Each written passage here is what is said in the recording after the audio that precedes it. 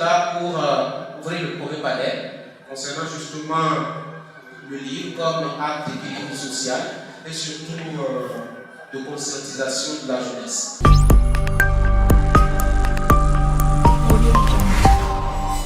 Quel est le rôle social qu'un livre peut jouer pour permettre à nos sociétés qui ne sont pas forcément homogènes, nous connaissons un peu la diversité ethnique qui constitue nos États à cause de ces frontières arbitraires qu'on nous a imposées. Nous connaissons les différences politiques et sociales, comment est-ce qu'ils ont handicapé parfois même notre savoir-vivre ensemble. Face à tout cela, comment est-ce que le livre peut être une réponse? Merci beaucoup de me donner la parole. Je pense qu'effectivement, la littérature, telle qu'elle est conçue en Afrique, peut participer effectivement à l'équilibre social. Pourquoi? La littérature, c'est quoi? C'est l'expression de la culture d'un peuple. Quand un Burkinabé écrit, qu'il le veuille ou pas, il fait ressortir dans son œuvre sa culture. Quand un Béninois écrit, consciemment ou inconsciemment, il fait ressortir sa culture. Donc, moi qui suis Burkinabé, je ne connais pas les Béninois, il suffit que je lise par exemple un Béninois pour que je comprenne un peu de la culture béninoise. Moi, j'ai lu une nouvelle de Jean Plia, L'arbre fétiche, où il y a un bûcheron qui s'appelle Boussou, à qui on interdit d'abattre l'arbre fétiche. Mais il sentait qu'il n'écoute pas les conseils, il déracine l'arbre parce qu'il voulait avoir de l'argent, mais après les conséquences sont désastreuses. Et je me rends compte que dans ma culture au Burkina Faso, on a aussi ce type d'arbre sacré. Donc, en lisant ces deux textes, je me rends compte que quelque part, les Béninois ne sont pas aussi éloignés que nous et que nous partageons beaucoup de réalités culturelles. Le livre, l'arbre de l'équilibre social. Quand on parle de livre, déjà, il y a un problème en Afrique.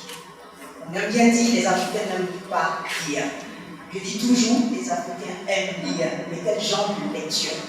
La qualité de ce qu'on lit qui fait la différence. Oui, on aime lire, mais pas la qualité de lecture dont on a besoin. Il y a aussi un problème, puisqu'on est dans le monde de la digitalisation.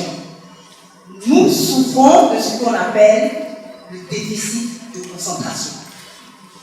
Donc, quand on vient mettre le livre où on a besoin de s'évader, à côté du déficit dont on souffre tous, vous voyez mon portable à côté, je tremble déjà parce que je ne l'ai pas touché. Du coup, on a un problème à résoudre. Avant de faire des critiques sur les livres comme outil, c'est déjà un outil, c'est déjà vraiment un outil, une arme d'équilibre social, parce que quand on a appris à lire et à écrire, doucement, maintenant, avec les autres, on commence. Bon, à notre époque, par exemple, il y avait des photoromans. On s'est caché. On volait dans les sacs de nos parents pour aller acheter dans le marché ce genre de livres qui parlaient de l'amour. Bon, ça nous faisait peur, mais quand tu lisais, tu ne voyais pas qu'il y avait tout d'éclat. Mais ça nous a permis de commencer à échanger. Qu'est-ce que tu as lu? Est-ce que tu as lu tes livres là? Est-ce que la lecture d'un bon livre permet aux adultes, aux jeunes de lutter contre le stress. Et c'est donc un instrument qui permet de pacifier le climat social, la jeunesse, les adultes. Ils doivent lire, ils doivent essayer d'avoir un livre. Parce que le livre leur permet de s'évader.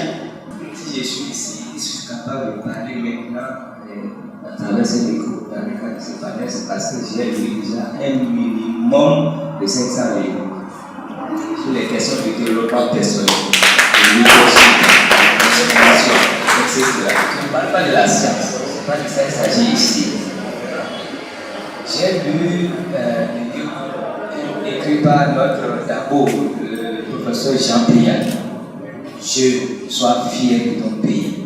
Je l'ai lu et je recommande ça à tous mes jeunes frères qui sont ici.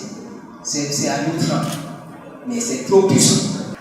Chers amis, ceux qui vont oublier davantage plus que nous, est-ce que vous avez déjà lu le livre intitulé Plus malin que le diable? C'est nécessaire. En fait, c'est un livre que j'ai lu très tôt. Grâce à ma maman qui n'a pas été à l'école, mais qui a compris que c'est là il y a la vérité. Comme madame disait, on dit souvent que les Africains ne lisent pas. C'est vrai, mais c'est pas vrai aussi. Ma maman n'a pas été à l'école, mais m'a dit, écoutez, les livres.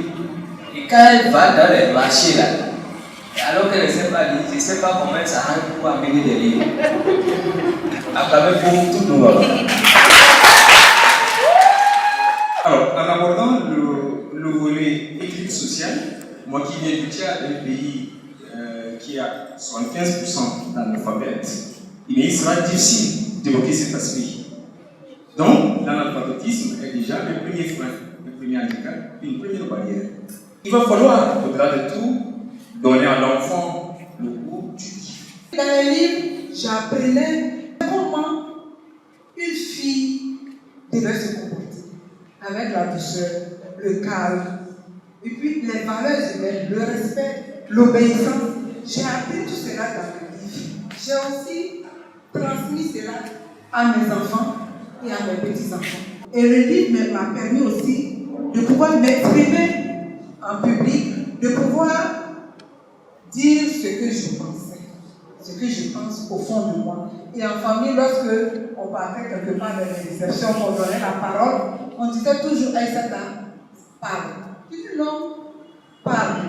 Même à l'église, au milieu des femmes, c'est toujours moi qui avais la parole. Mais ça m'étonne souvent qu'on me dise cela parce que moi je ne vois pas. Mais les autres voient ce que j'ai au fond de moi, ce que les livres m'ont apporté. Et moi-même, j'ai écrit des livres pour la jeunesse, pour leur faire comprendre qu'il faut lire. J'aimerais déjà d'abord dire que je pense que c'est une bonne chose déjà de lire parce que ça permet déjà de tuer le complexe. Parce que parfois nous sommes complexés parce qu'on n'est pas cultivé. Mais quand on se met à lire, ça permet de tuer ce complexe-là. Ce qui fait donc que dans un milieu comme là où nous sommes là actuellement, tu peux te permettre de t'exprimer parmi les gens sans toutefois te poser des questions si tu vas dire la bonne chose et de le dire aussi de la plus belle manière. Pourquoi? Parce que tu as eu à lire et puisque quand on lit, on se cultive.